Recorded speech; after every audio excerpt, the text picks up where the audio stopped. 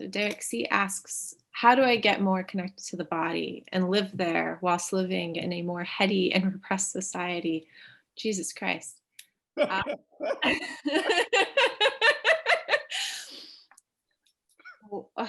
right. Who would like to take this first?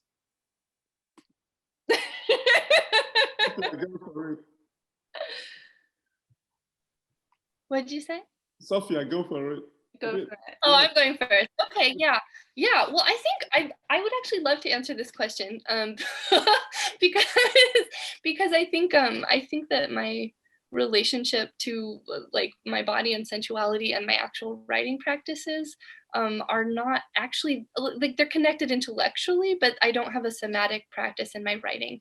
And I know a lot of poets do, and I'm very interested in like somatic exercises and what they bring you. But for me, like, writing is generally a practice of being like, like in an impossible posture, like damaging every part of me, and it's not really about like connecting to, like aligning my core and igniting my chakras or whatever you're supposed to do. So I think generally in your life, you should like sleep, and you should eat, and drink water, and coffee's hydrating too. They don't want you to know that, but it is. So is wine, so is beer. Live an embodied life, and maybe move around sometimes, and maybe like kind of like go like this if like you're touch starved. But then when you're writing, you don't actually have to be doing any of that. I mean, personally, I just fantasize about things, or I remember nice stuff. And it comes into the writing on its own. That's my answer. You made me go first. It was a great answer. Yes. Yeah. I mean, now I'm like following that. I have something like an exercise that my godmother, my poetry Nina, Naomi Quinones, taught me, which is you rub your hands together like very, very, very quickly. And then immediately you spread them apart, and you can immediately feel the heat. Like it's like a wall of expanding heat from your hands. So sometimes I do that. Masturbating in the sun. Fantastic. That's a really good tip for any question anyone asks.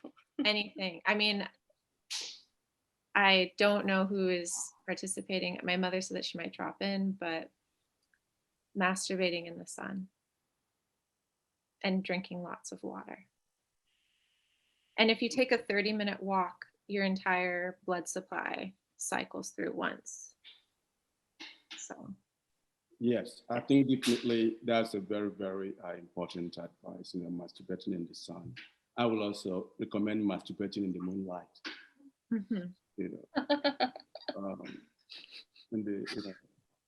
Particularly when it's full moon, there is a tendency for the body to liaise at that particular moment.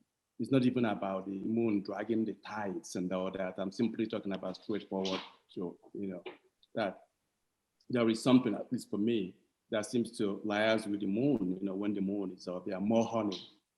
The moon makes me honey. I don't know why. And at that point, I don't quite need any specific technique, to be able to get in touch with my body. It's like every part of my body is roaring at that moment. Wow. So in fact, the issue is, how do I calm it down? How do I calm the situation? Because it becomes almost like an emergency. So that's one. The next, like just Tatiana said, is about make sure that you move your body somehow each day. If it's just a jog, or if it is a walk you want to do or whatever, but just this tendency of always simply being a couch potato, does not really help with sensuality, much of it. You just have to move your body somehow, no matter what it is. Just step out of the house, take the dew, take the snow, no matter the weather. At least for me, I always step out of the house, wander around. You don't need to make it a project, but just wander around too, let the light see you, let the sky see you, let the trees see you, and then you can come back, Because with all these things that some of us, identify as inanimate and so on, I think we have to learn how actually very close woven we are, interwoven we are with the landscape, the seascape, the trees, the hills, and so on. You definitely have to go see them, make conversation with them, talk to the flowers. These are all part of the way you do what? You get attuned to your senses. Shout to the trees. Take the dog for a walk. Stroke a cat. All those things matter a lot. For me, I think, you take a walk down somewhere, touch something.